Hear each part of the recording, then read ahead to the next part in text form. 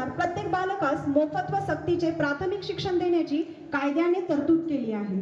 त्यानुसार महाराष्ट्र राज्यातील मुलींना शिक्षण घेण्यासाठी प्रोत्साहित करण्यासाठी त्यांच्या शिक्षणाला गती मिळावी, एकही मुलगी शिक्षणापासून वंचित राहू नये, मुलींच्या शिक्षणाला प्रतिष्ठा आणि गुणात्मक अधिष्ठान लाभावे. Here for celebrating the birth anniversary of Savitribai Phule, which is also celebrated as the National Girl Child Day. Today, on this special occasion, I want to speak a few lines about Savitribai Phule. Savitribai Phule was born on 3rd of January 1831 in a small village of Naigaon, located in Satara district in Maharashtra. Savitribai had a strong passion of learning since childhood, but at that time girls were not allowed to go to school.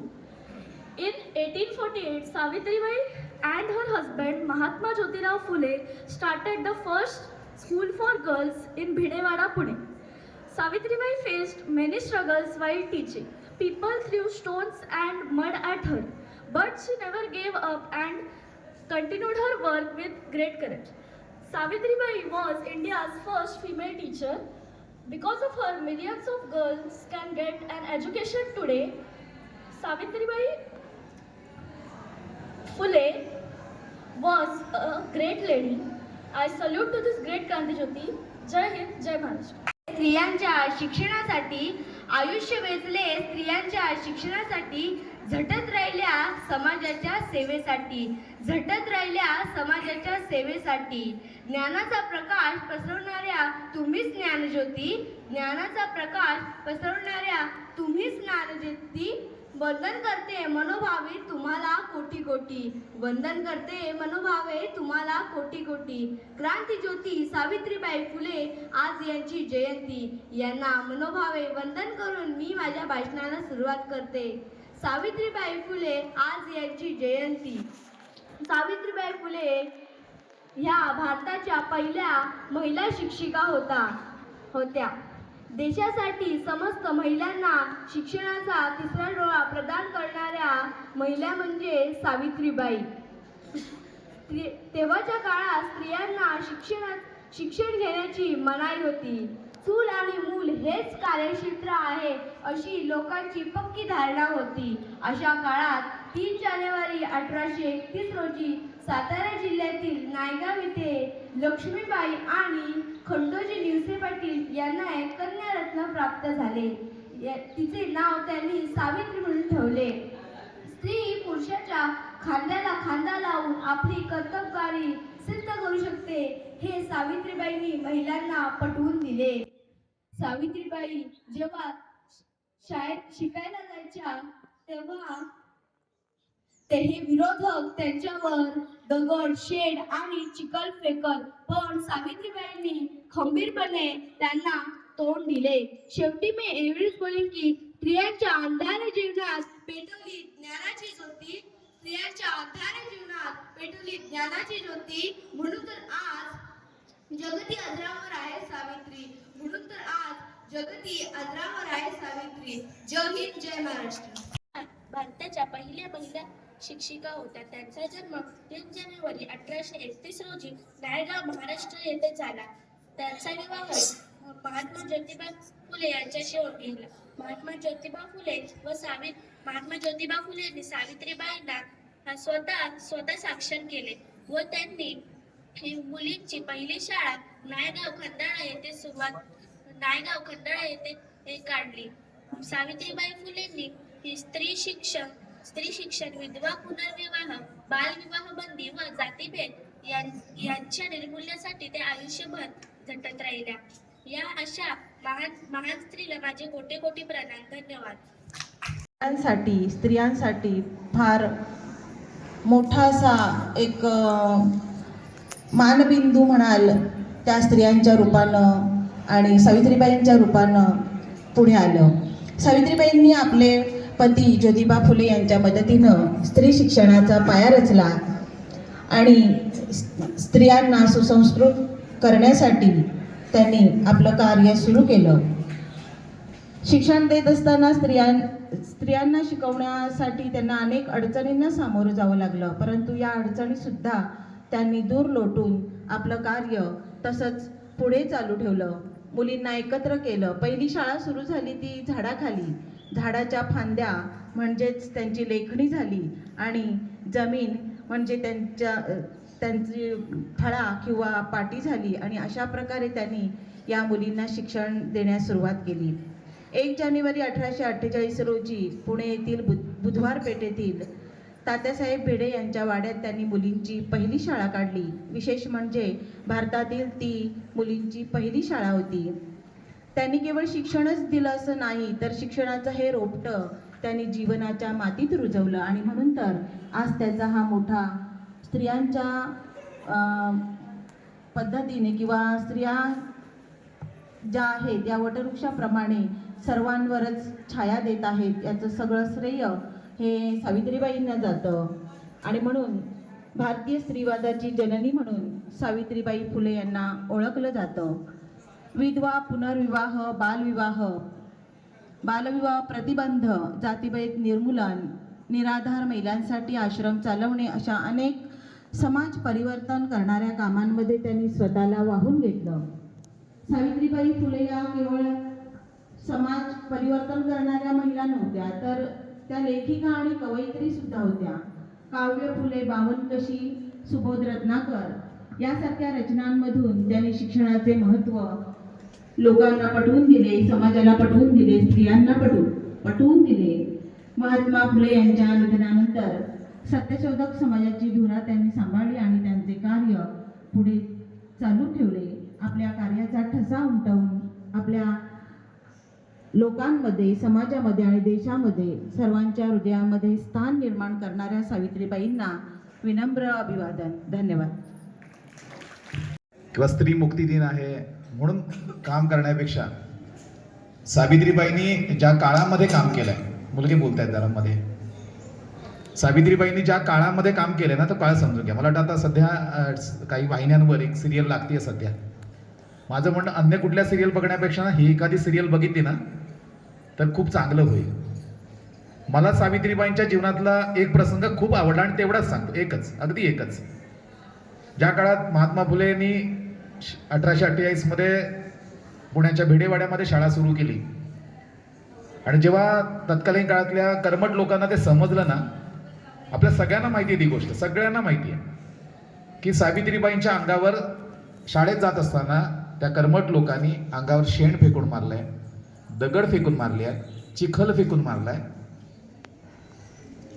ही गोष्ट सगळ्यांना माहिती आहे.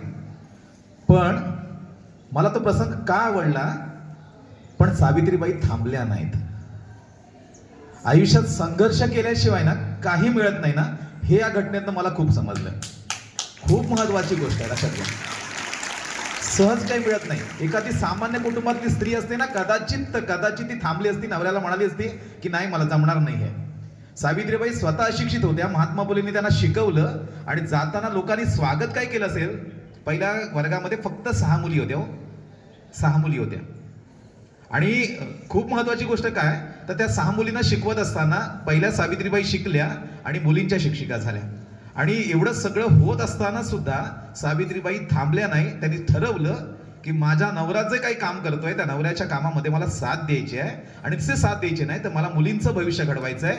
कदाचित सावित्रीबाई नसत्या तर दुसरी कोणीतरी आली असती, पण सावित्रीबाईंनी जे करून ठेवलंय ना ते पिढ्यानपिढ्या भारतातल्याच नव्हे तर जगातल्या सगळ्या समस्त स्त्रियांसाठी आदर्शवत काम आहे. आणि म्हणून आपण सावित्रीबाईंचा वसा आणि वारसा जतन करायचा आहे. आपण सावित्रीचा म्हणतोच, आपल्या सरस्वतीचा म्हणतोच, पण सावित्रीचं पण म्हणणं खूप महत्वाचं आहे. आणि म्हणून अशा अनेक सावित्री माझ्या शाळेतनं तयार व्हाव्यात.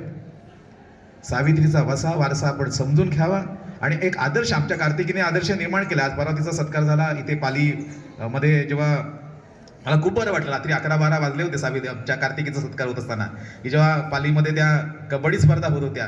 बघा ना, त्या सावित्री असलेल्या आमच्या कार्तिकीचा सत्कार झाला, आमच्या त्या प्रथमचा सत्कार झाला, वेदांतचा सत्कार झाला, जे राष्ट्रीय खेळाडू आमचे 3 होते युवराजचा सत्कार झाला.